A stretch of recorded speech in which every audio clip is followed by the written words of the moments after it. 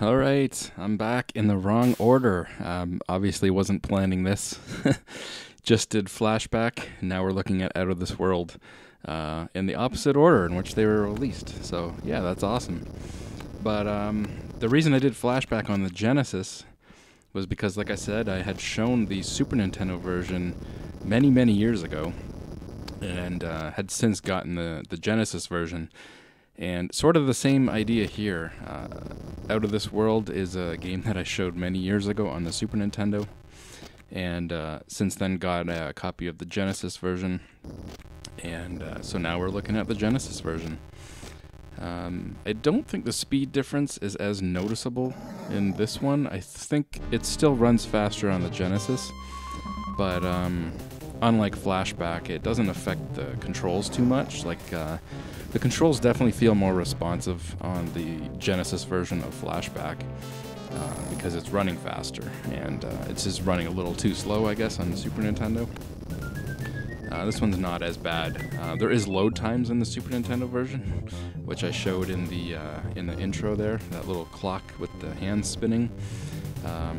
That's literally load times on a cartridge game.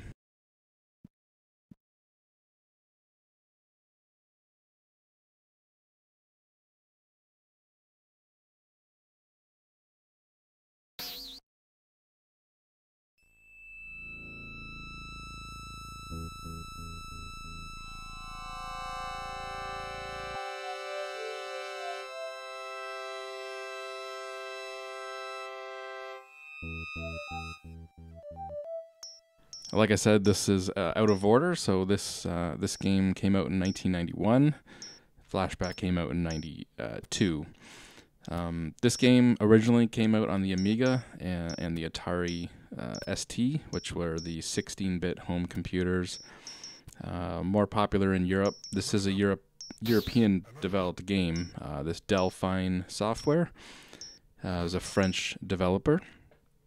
And they're the same guys that developed this, obviously, are the same guys that developed Flashback. I think that goes without saying. But, yeah, this game came out in 1991, originally on those sort of 16-bit home computers, and then was ported to pretty much everything, just like Flashback. This was ported to the Super Nintendo and the Sega Genesis, MS-DOS, and Sega CD, and, oh gosh, I think 3DO eventually. It was kind of late by the time it came out for the 3DO, but I think Flashback was too.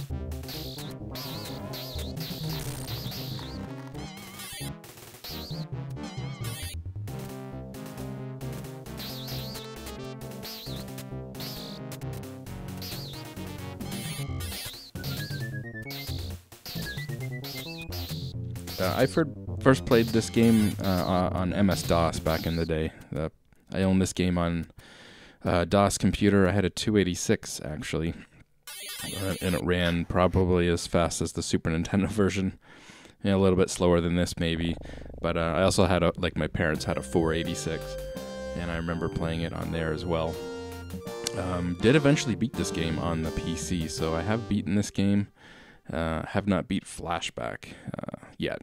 Maybe I will someday, but yeah, this one I definitely beat, and beat it on, again, I beat it on MS-DOS computers. I did rent this on the Super Nintendo as well back in the day.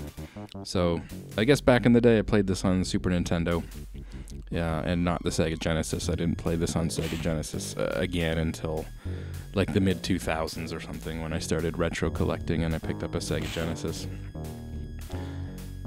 This level here I died several times, and this game, I think it's even worse than Flashback as far as getting timing right on certain jumps and memorizing levels. There's a lot of trial and error in this game.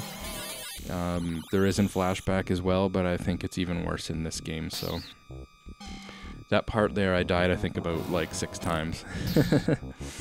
And it's just a short little part in the game. The gun, I didn't mention, you pick up a gun in this game and it can make shields and blast through walls. But that takes up energy, so this walking into this blue force field, that recharges your gun.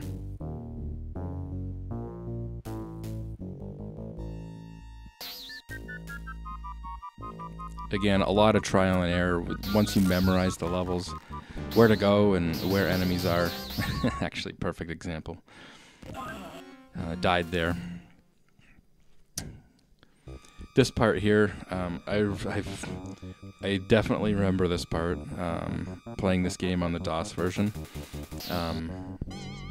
This level has many parts that will kill you. A little bit of, you got to figure out where to go. Figuring out you can shoot that little platform and it'll like angle up. But this part in particular, as I get over here, you'll see there's like a water. There's a waterfall above, which will kill you if you try to pass, and so we can't go past until we get all the water out of this like reservoir. And you can probably guess what's going to happen here. Basically, you just got to run and time your jumps absolutely perfectly. This is another part where I died, I think, probably like 13 times. I got pretty frustrated. I ended up stopped the recording, and then I got through it. So I didn't actually catch myself getting through that on the recording, but I did eventually get through it. You really have to time the jumps just right. The controls are super delicate in this game, just like Flashback. You gotta wait for the animations to finish, and you gotta press the jump button at just the right time. So there's a lot of that, a lot of frustrating parts in this game, unfortunately. But it's a great game nonetheless.